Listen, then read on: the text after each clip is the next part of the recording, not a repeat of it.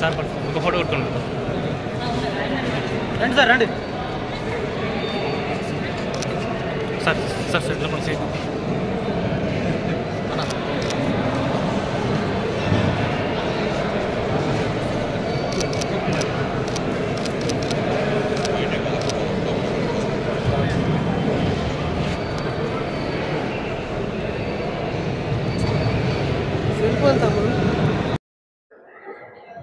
కోట్ల మంది పీడిత ప్రజల హృదయాల్లో చోటు సంపాదించుకున్న బిడ్డ కాబట్టి, అణిచివేతకు వ్యతిరేకంగా, దోపిడీకి వ్యతిరేకంగా ప్రజల పక్షాన జీవితాంతం నిలిచిన బిడ్డ కాబట్టి,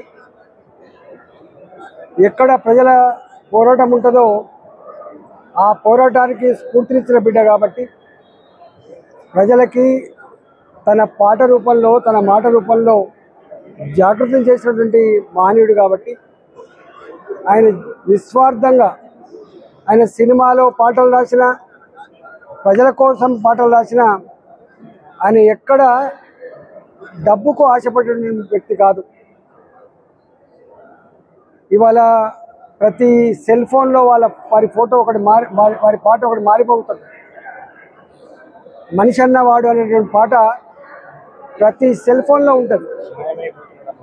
మాయమైపోతున్నాడమ్మా మనిషి అన్నవాడు అని.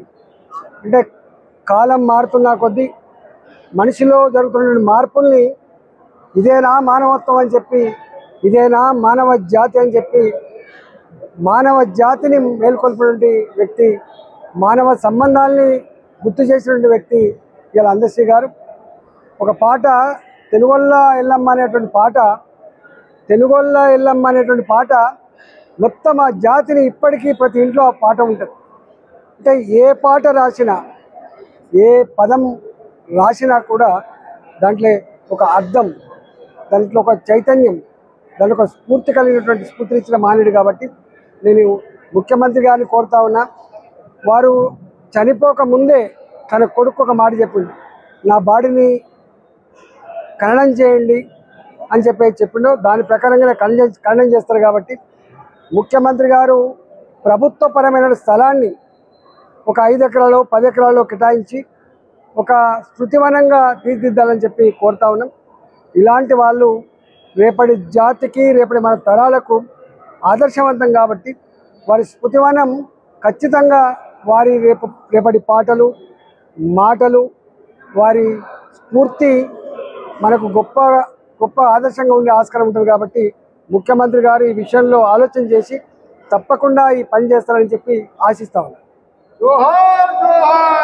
వరంగల్ జిల్లాలో పుట్టి పేదరికాన్ని తనివితీర అనుభవించినటువంటి, ప్రజల ఆకలిని, దుఃఖాన్ని స్వయంగా చూసినటువంటి అందశ్రీ, ఆయన చదువు రాకపోయినా ఆయన మెదడే ఒక చిప్ లాగా, ఆయన సాహిత్యానికంటే ఎక్కువ కూడా ప్రజల జీవితాలతో మమేకమైనటువంటి వ్యక్తిగా, వాళ్ళ బాధల్ని తనితురు చూసిన వ్యక్తిగా వాళ్ళ మీదనే పాటలు రాసి ఇవాళ ప్రతి పాటలో ఒక అర్థం, ప్రతి పాటలో ప్రజల జీవిత విధానాన్ని ఆవిష్కరించిన మహనీయుడు అందశ్రీ గారు. అందశ్రీ గారితో మాకు ఒక 25 సంవత్సరాల దగ్గరి పరిచయం. తెలంగాణ ఉద్యమంలో ఆయన రాసిన పాటలు యావత్ తెలంగాణ సమాజాన్ని తట్టి లేపింది, కార్యోన్ముఖులు చేసింది, మాలాంటి వాళ్ళకు స్ఫూర్తినిచ్చింది.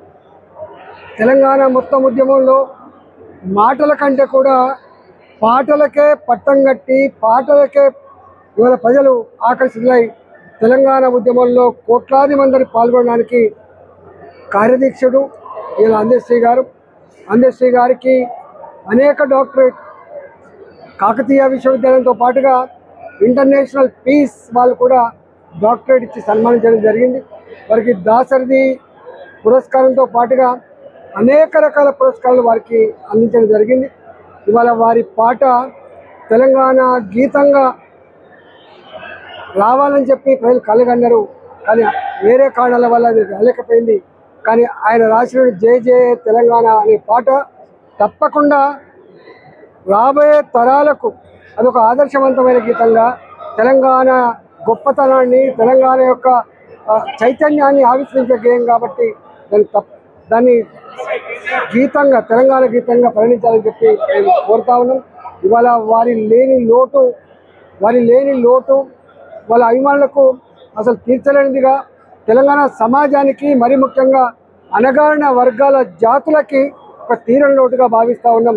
వారు లేరని నమ్మడానికి ఇలా వాళ్ళ అభిమానులు ఎవరు కూడా సిద్ధంగా లేరు. ఇలా వారి కుటుంబానికి ప్రగాఢమైన సానుభూతిని తెలియజేస్తూ వారి ఆత్మకు శాంతి కలగాలని చెప్పి కోరుకుంటూ వారికి ఘనంగా నివాళులర్పిస్తా ఉన్నాం.